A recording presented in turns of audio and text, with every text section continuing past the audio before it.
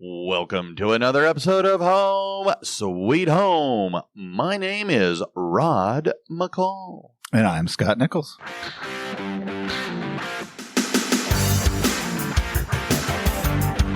Oh, I think I like the fall time of the year. You do. You like weather reports. Well, I like that blend when it's warm but not hot, cool but not cold. Sure. And I find that the fall kind of provides that kind of nice blend where it's comfortable to be outside, but it's not too cold. It's not too breezy. It's not too sweltering hot.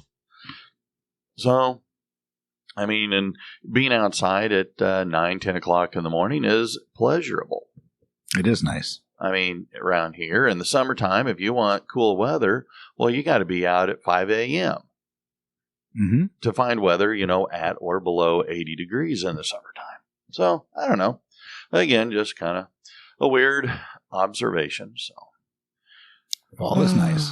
It is.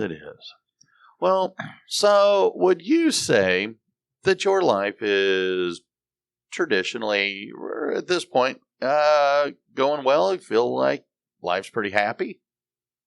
I'm happy. Content? Are there things that I don't think are going well? Sure, but I think overall I'm happy. Okay, all right. Well, the reason why I ask, I'm studying and I'm about ready to take my counselor's exam. Awesome. And I'm very nervous and also very excited for it to be over because I've been working on it for a couple of months now.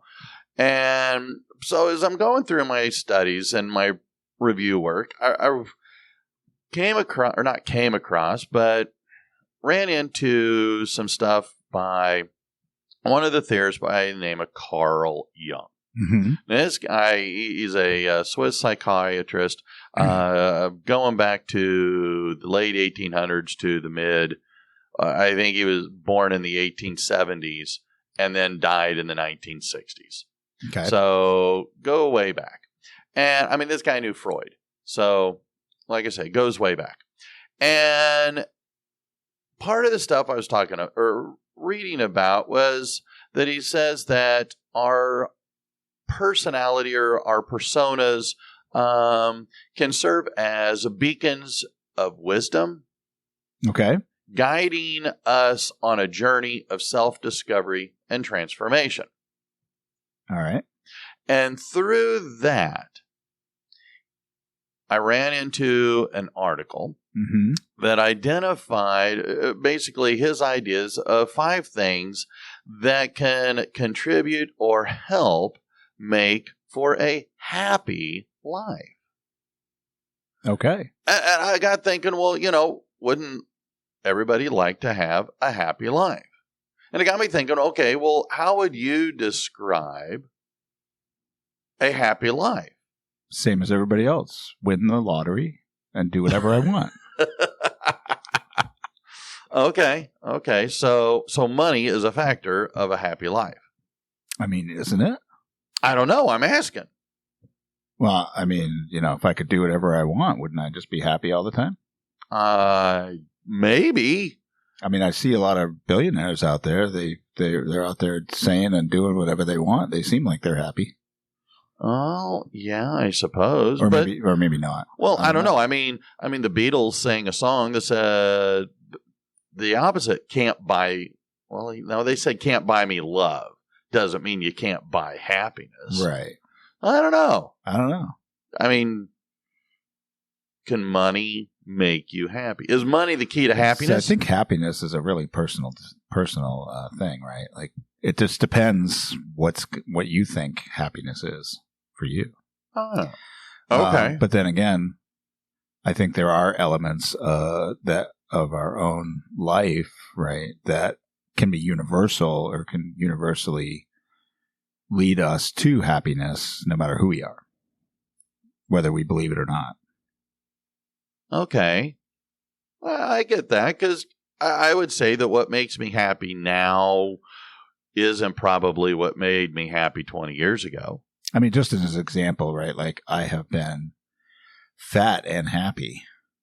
Okay. But I am also much thinner now. True, you are. And I am happier than I was. And maybe I wouldn't have thought that, right? Like just sitting around eating whatever I want and doing the things I want to do, which didn't always include exercise.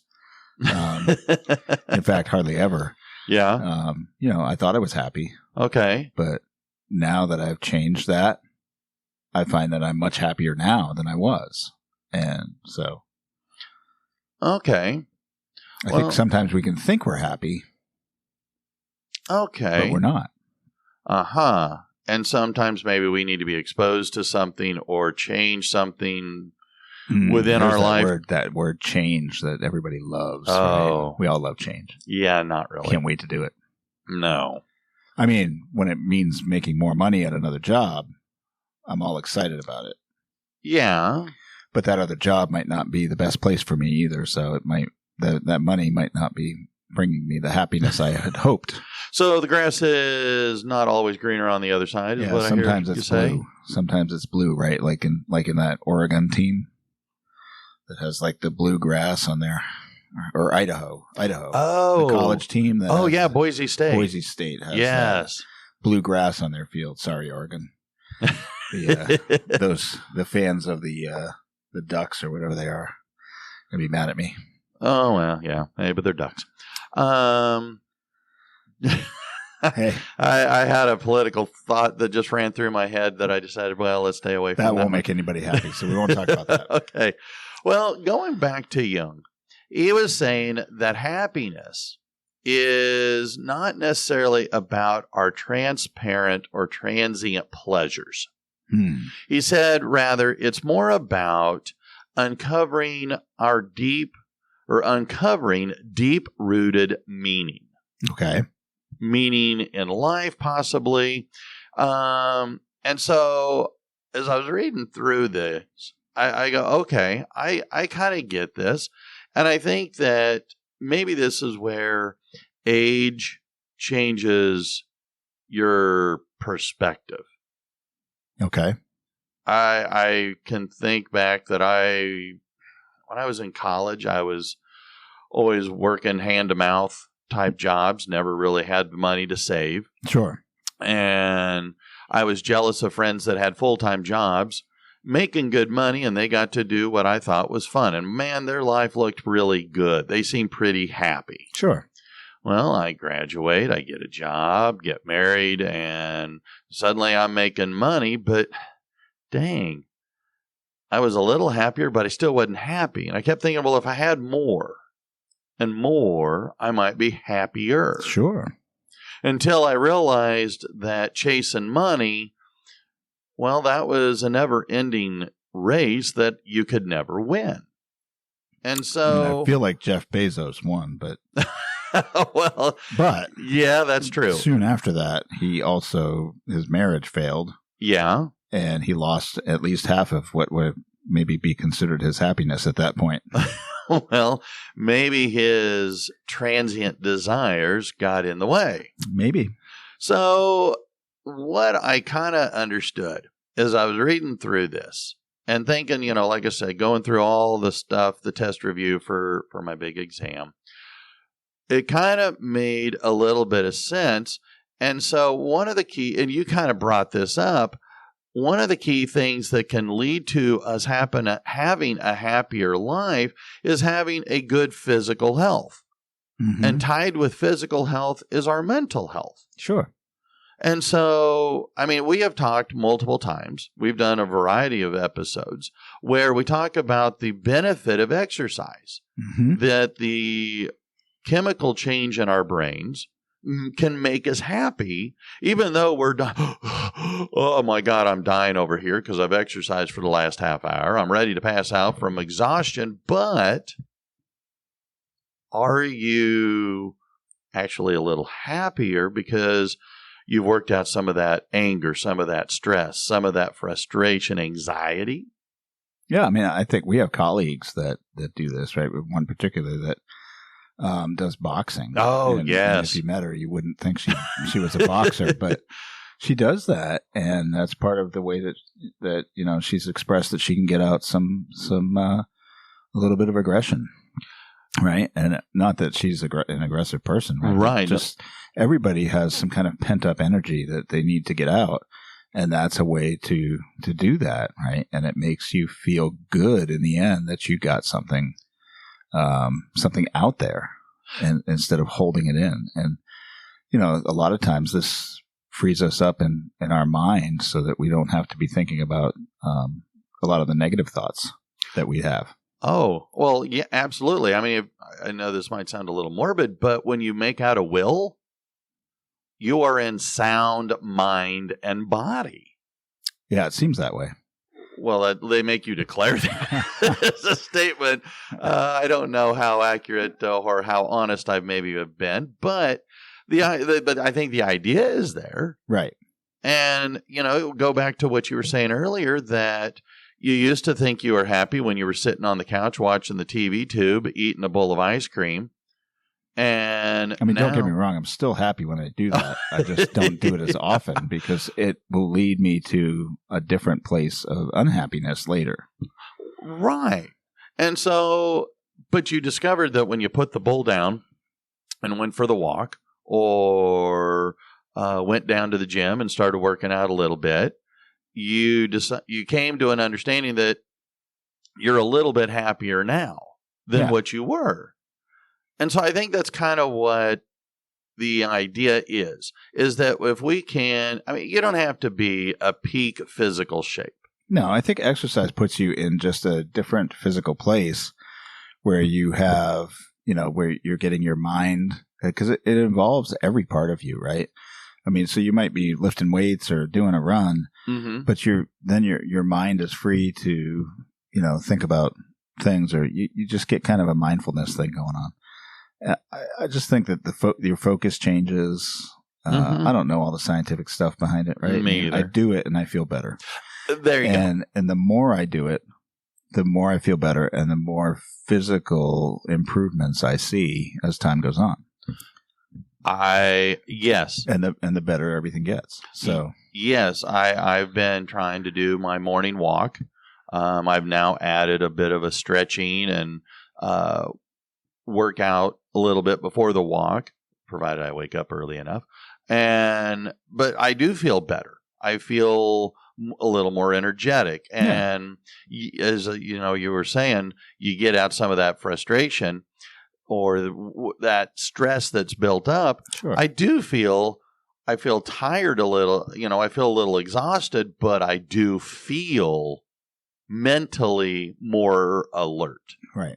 So anyway, so again, good. So get some exercise, be physically and mentally healthy. Yes. All right. So the second suggestion was have a good, happy life includes having good personal and intimate relationships with other people. Right. And I think we've talked about this as well, that your ability to connect with people. I think humans, by our very nature, we are needing to be around other people. I don't think we do. I've read many psychology-related books recently that all of them suggest that we need to be in a relationship with other people, that we are social beings intended to be that way, no matter how you decide that we were created or evolved or whatever, that's how we are.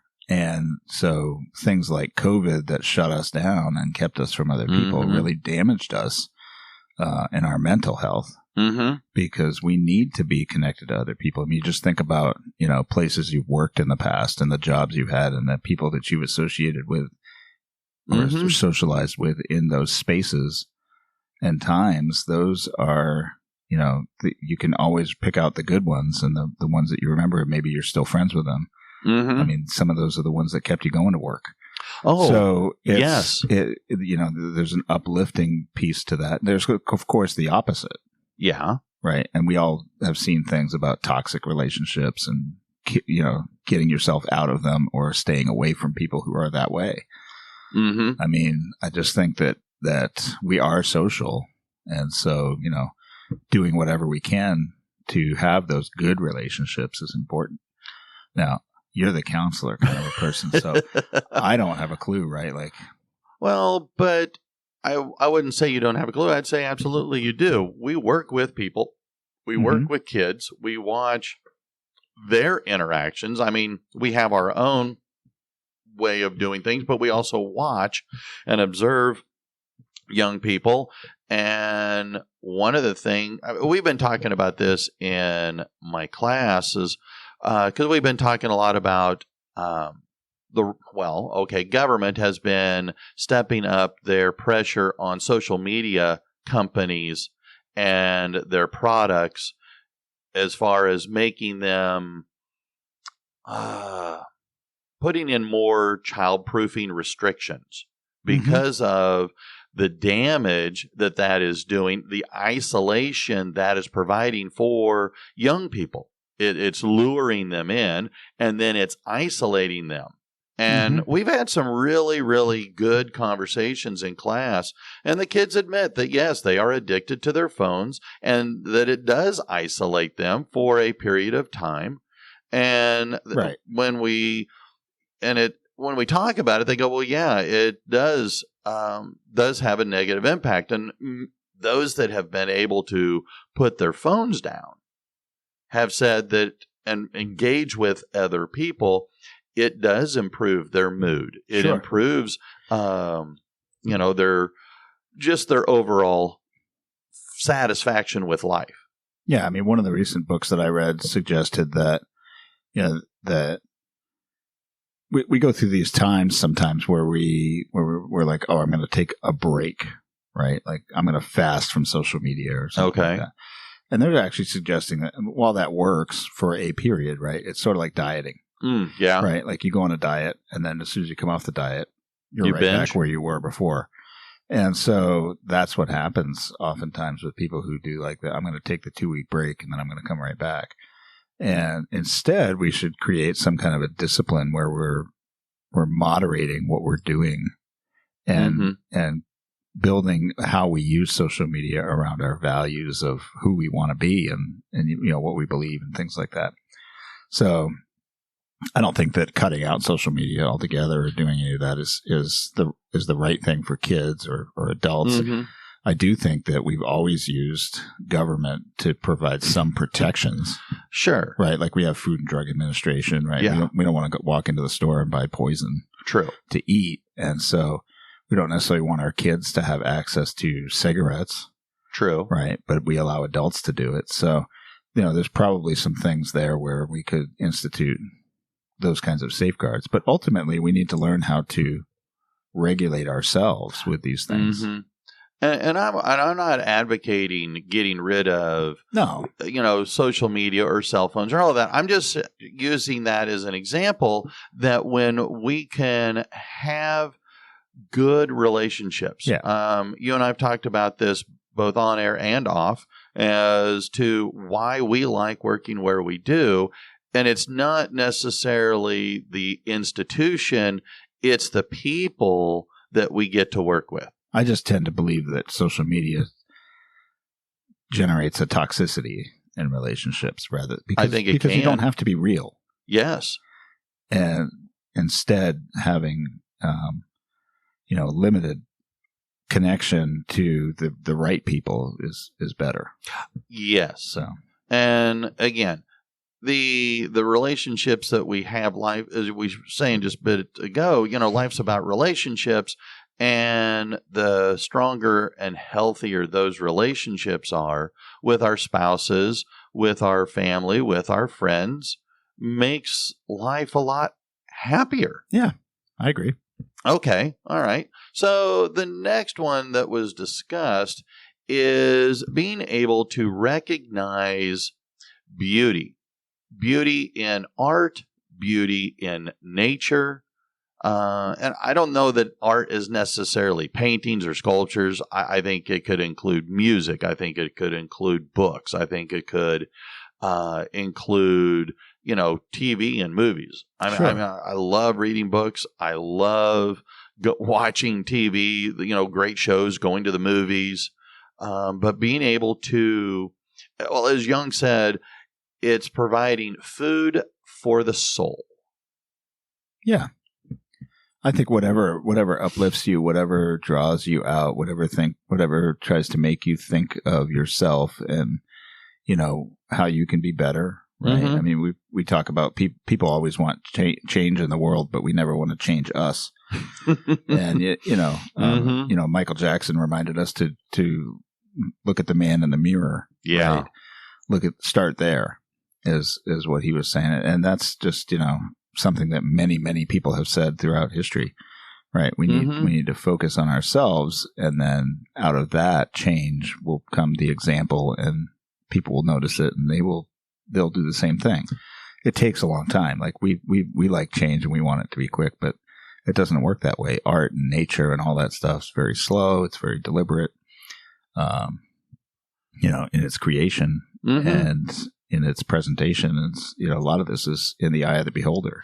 I may not think that beauty is exactly what you think it is. Sure. Right. I certainly that's the case for me with art. Like sometimes I look at art and I go, my 2-year-old could have made that. I don't understand why that's worth $1 million, but it is to somebody. And so that's just the nature of the market. Right. But because somebody else thinks it's beautiful, they see something in it. And I agree. I think getting out there, I mean, in the summertime when we have time off, I like to get out and see the countryside and go to different places and see stuff and experience new things. When we went to Alaska, going up there and they call it the natural state for a reason, and seeing all the mountains, the glaciers, the waterfalls. When we were in Hawaii, and just the clear blue water when we went snorkeling, it was like swimming in a fish tank. I mean, it was just fantastic. And I love being outside, again, when it's not super sweltering hot or freezing cold. But which I guess is why I enjoy the fall time and the springtime. Right. The changing of the colors, being able to enjoy being outside, because there is so much to see, and in the beauty that is around us if we take the opportunity to not only look at it, but to appreciate it for what it is. Definitely. And it can. I have found that it does kind of make me happy. I mean, I don't know that going to the Dallas Museum of Art necessarily makes me happy, but it doesn't make me sad. It doesn't. But it also, opens up the thinking of the creative side of your mind. Yeah. Right. So, I mean, we need art. We need music. We need all those things. They all calm us. They all, inspire us. They do those things. And so we can't be without it. Oh, true. Which is why, when in places in the country where they're removing it from education is terrible. Oh. Or where they're shutting down funding. I mean, government should be funding these things so that we can still have them. Yes, you're absolutely right. And there's other parts of the world where they do that because they have old stuff. Yeah. Right? In this country, we don't have anything that's 1,000 years old, so we don't have as much appreciation for that. No, not unless maybe you head out to. But someday we will, and if we don't preserve what we have, it won't be there. True. So go see the Grand Canyon while you can. Absolutely. All right. Well, the next one, and we kind of already hit on this, was having a standard of living that is both reasonable and attainable, as well as having satisfactory work. And I will admit that I was addicted to materialism. When I met my ex-wife, Eric's mother, we both agreed that more stuff was better. And we acquired a whole bunch of stuff. And it wasn't until I went through the divorce and we went our separate ways that I discovered that I didn't need all that stuff to be happy. And I changed my standard of living, and amazing how that had a positive impact on how I felt. Right. And so when Jung is saying, have a reasonable standard of living and have a satisfactory work, life, I do agree. Mm-hmm. I mean, I like working with the people that I work with. Yeah. I'm going to say that I enjoy being in education.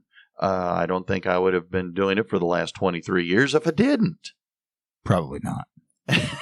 So, most people quit after 5 or so years. So because it's not for them. Sure.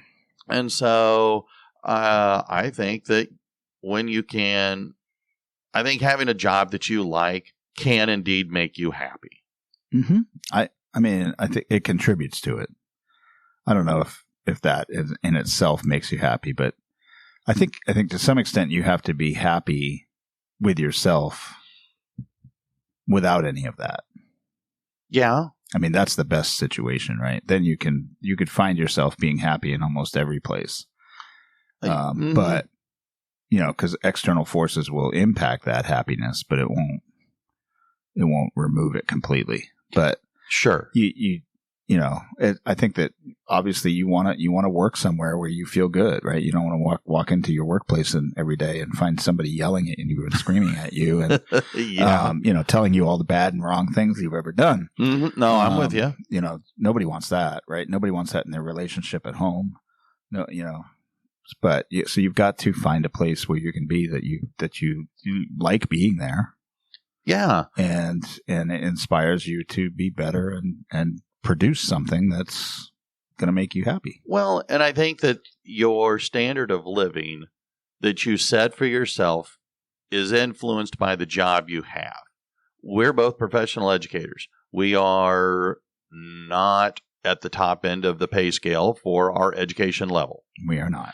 But I came in too late. Yeah. I will say that I'm not on the poverty line and I'm not eating at a soup kitchen. So we'll thank the dear Lord for that. But I have a comfortable lifestyle and the job affords me a comfortable lifestyle. Yeah. So I would say that there's balance to that. Which brings us to the final one that he discusses, and that is having a philosophy or a philosophical or religious outlook. Mm-hmm. Now, Jung, I don't believe, was a very religious guy, but he understood the value that religion can have. And that by having something, believing in something bigger than you, having something, okay, you can, what is it? Confucianism, Taoism, all of them, they may not technically be a religion, but they are a philosophical way of life that basically fits in with a lot of the major religions of the world that say treat others as you'd want to be treated. Right. And be kind and respectful. Look out for the less fortunate. I mean, a lot of similar beliefs. And so the idea that believing in something bigger than you can actually bring you peace and thus happiness. I read a book recently about it. It had this as a component, and it was talking about the most successful people and some of the rituals that they put in place in their lives. And it had 4 items. Health, of course, is one of them.